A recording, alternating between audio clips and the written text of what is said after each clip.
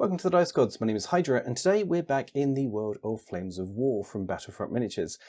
As the late war era begins to wind down for version 4, and we await the arrival of Pacific and Early War, the Battlefront team are taking a moment to wonder, what if, with their latest book, Late War Leviathans.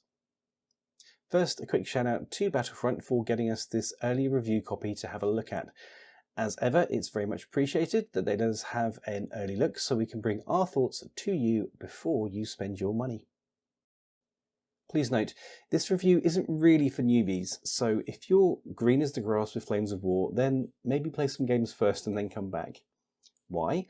Well, I think this book benefits from some knowledge of the game as well. This is very much Flames of War dialed up to 11, so an appreciation of how the standard game works is really important before you start trying to launch those hoofing great lumps of metal at someone else.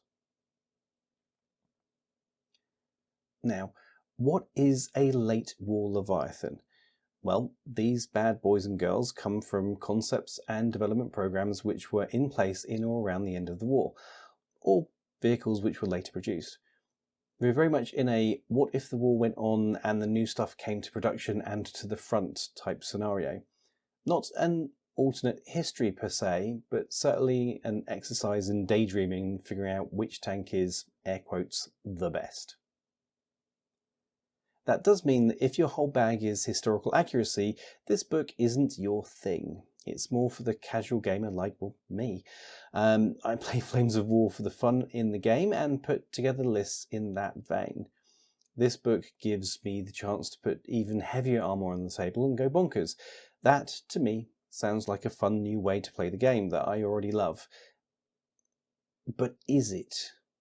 Let's take a look.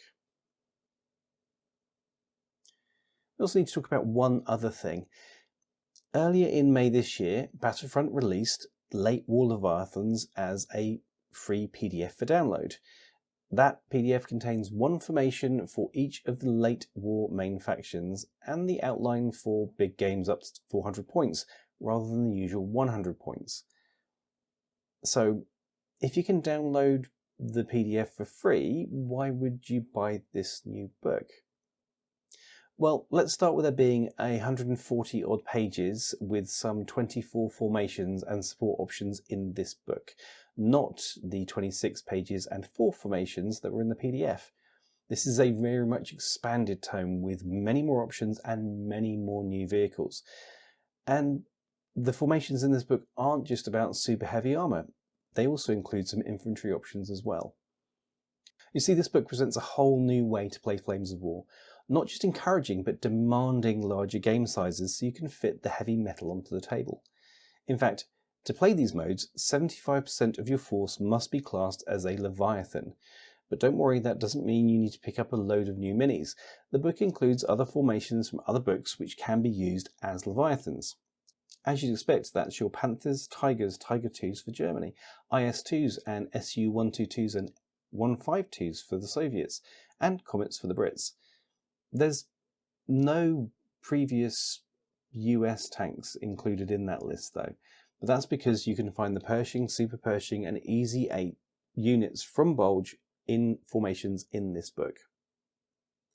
Now, let's talk about the general feel of the units in Late War Leviathans. What you're looking at is Flames of War does Team Yankee. We're seeing armor 14, 15, up as high as 21. So of course you're going to see the firepower of main guns taking a jump with anti-tanks 17, 18 and even 19 making an appearance. These beasts will really put out the pain, but they can take it too. But then for the points cost, they really should. So what's in the book? Well, 24 formations. These break down as 6 armoured formations and 1 infantry for the Americans, 3 armoured and 1 infantry for the Brits, 5 armoured and 1 infantry for the Germans, and last but not least, 6 armoured and 1 infantry for the Soviets. And then we have the new toys and formations that can be taken in those. Now, there's a lot in here, and we're going to leave quite a lot of them out as a surprise for you when you get your copy of this book. But let's take a look at some of our favourites in each nation. First up, we're off to the US, and let's start with something heavy in name and nature, the T-34 Heavy. With front armor 14, hit on 4+, 4+ motivation, 4+ skill, but 3+ tactics. These chaps are pretty nice from the get-go. But it's the 120mm gun where the fun really starts. Yes, it is slow firing, but it's also a 48-inch range, 80-20, firepower 2+ problem solver. The T-34 also brings 250 cals to the field, so that's 5 MG shots too. Platoon-wise, you can get 5 in a single platoon, which costs nearly as much as a standard game of Flames of War on its own. And what can you take these in? Well, the T-34 Heavy Tank Company, of course. A formation which lets you take a T-34 Heavy HQ, then up to 3 T-34 Heavy platoons, plus optional artillery in the form of the M45 Pershing assault gun and or the armoured M81 mortar as well. If you take the minimum size formation of 1 T-34 Heavy in HQ and 2 platoons of 2 T-34 Heavies, then you're going to be saying goodbye to 75 points. Max out everything and you're over 280 points for the 3 platoons and their optional artillery. Tasty. And then we move on to the lumbering doom that is the T-28 assault tank. This thing has 4 tracks. 4. Love it. Stat-wise, it's front armor 17, hit on 4+, 4+ motivation, 4+ skill, but 3+ tactics. So more armor, but same soft stats as the T-34 Heavy. Then we get a forward and slow firing main gun with a 48-inch range, anti-tank 19, and 2+ firepower. Another lovely boomstick. These guys come in platoons of 2 to 5 and are cheaper than the T-34 Heavy by some distance. Their core formation even lets you switch in M26 assault Pershings to have some options, making a minimum size formation only 55 points for 5 tanks. On to the Brits. Let's start with the Charioteer.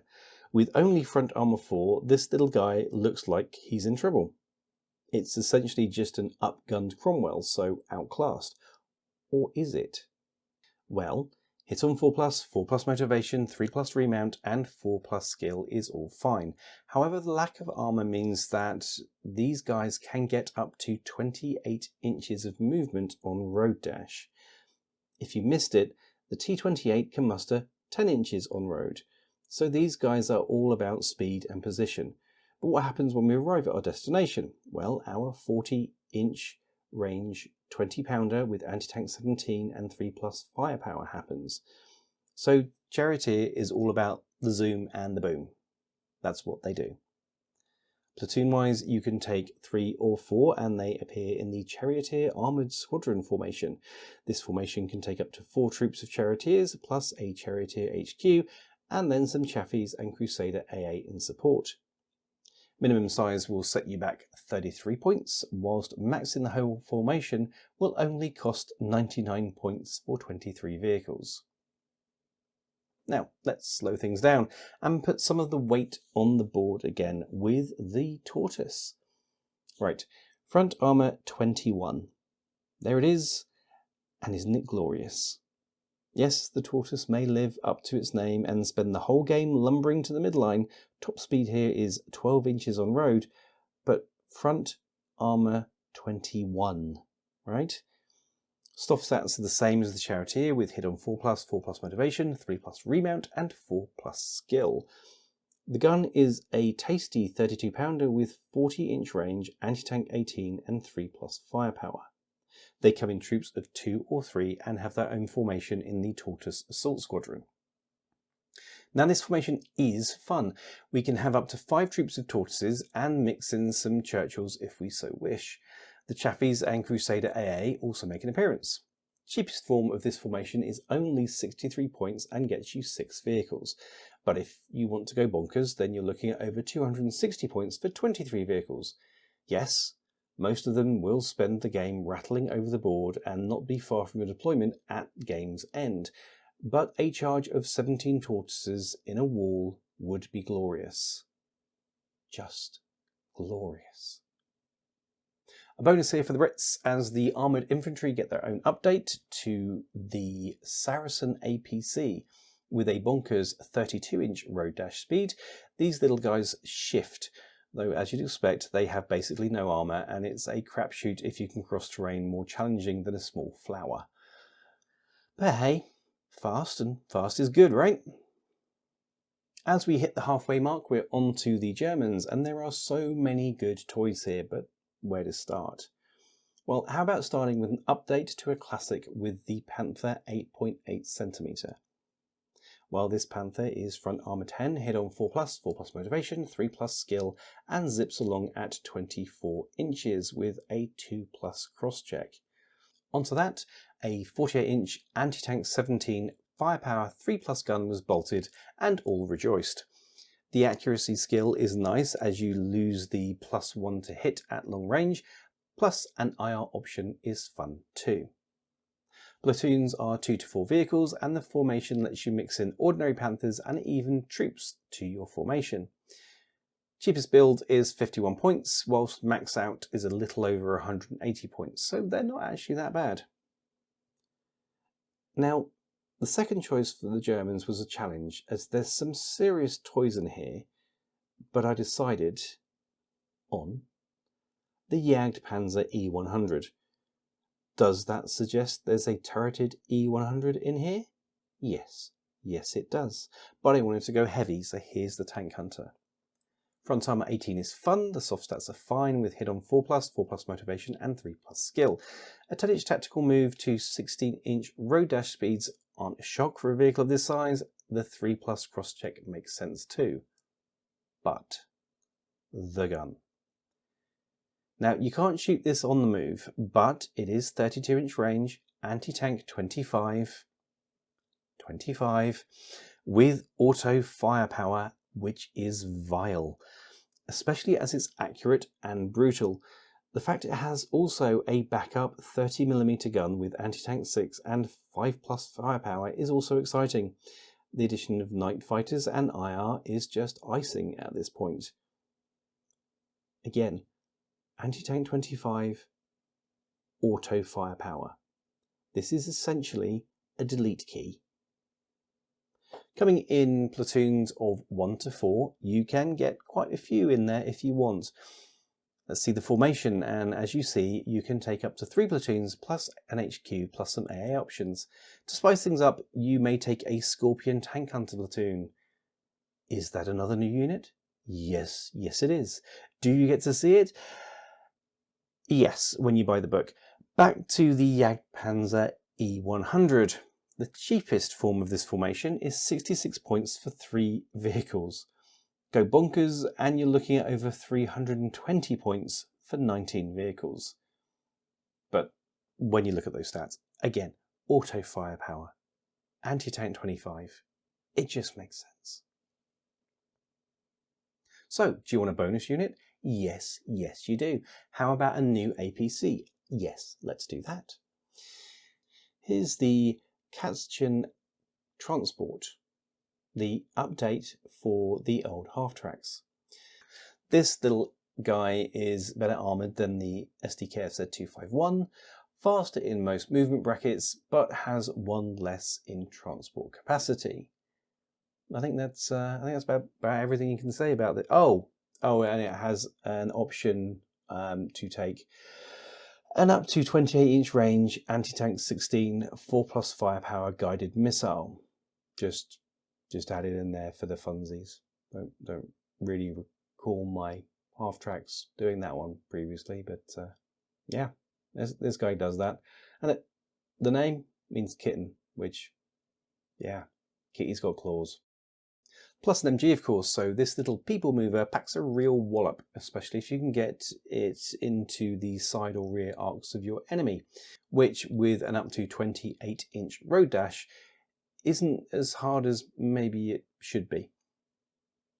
Last but not least, comrades, it's time for the Soviets. Let's start with what the Soviets do best. Big lumps of metal. The IS-7 comes with front armor 19, and side armor 13. So even outflanking this lump is not a guarantee of a kill.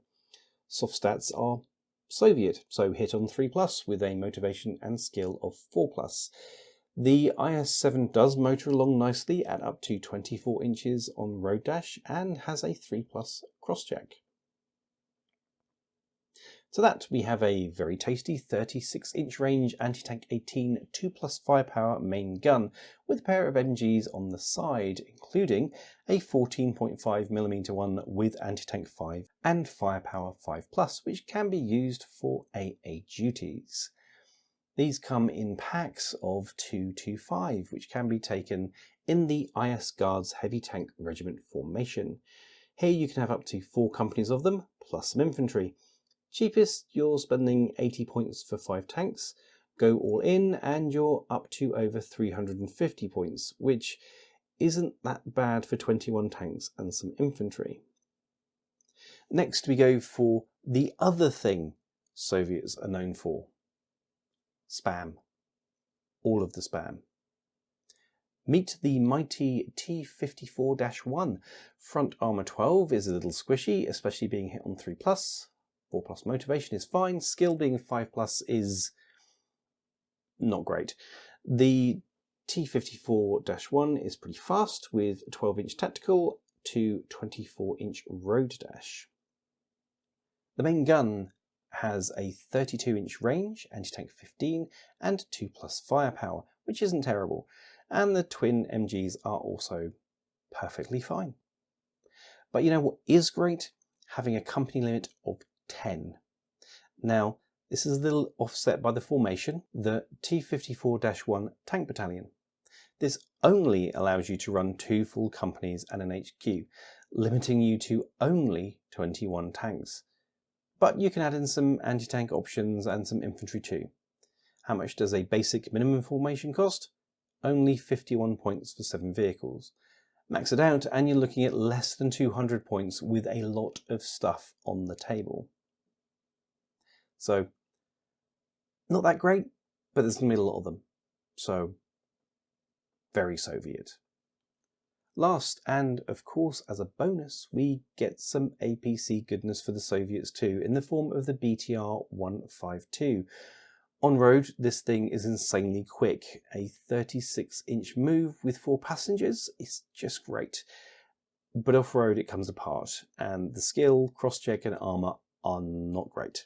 Still, it's nice to see some proper Soviet transport in the game, something that they can really call their own and didn't get as lend-lease from someone else. So that's a look at some of the units and formations.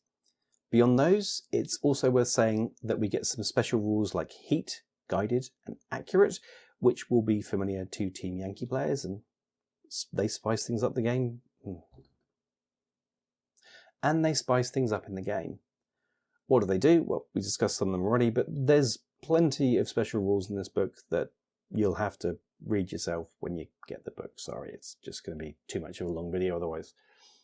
Plus, we get many support options for each nation, including some things we've seen before, and things like rocket launchers that we haven't. Overall, Late War Leviathans is something very different from Battlefront. It takes Flames of War and makes it bigger, bolder, and in many ways a very different game. Is that a good thing? It will depend what you want from the system. If you're here for a World War II war game which reflects the era, then this ain't that, not even close.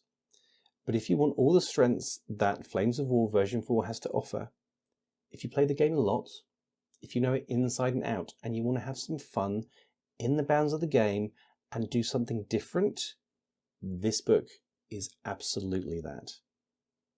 And if you, like me, are a filthy casual player looking for increasingly monstrous vehicles to blast away at equally heinous enemies on a Friday night, because it's just a good time for all involved, well, Late War Leviathans feels like it was made for that, and will leave you with memories of a crazy time, well played, and stories to tell to boot. Late War Leviathans will be up for pre-order in the coming week, and you will be able to buy it in retail towards the end of October. It's going to be around the $25 mark, so I guess about €30 or thereabouts. Thanks again to Battlefront for the review copy, it's much appreciated, though I fear I will now just need to order a lot more new tanks, so yeah. Thanks also to our channel members, Patreons, and of course Joe Rogers for being our biggest fan. Finally, thank you for watching. Please like, share and subscribe. Leave us a comment with which of the vehicles in this video was your favourite, and we will see you all again soon.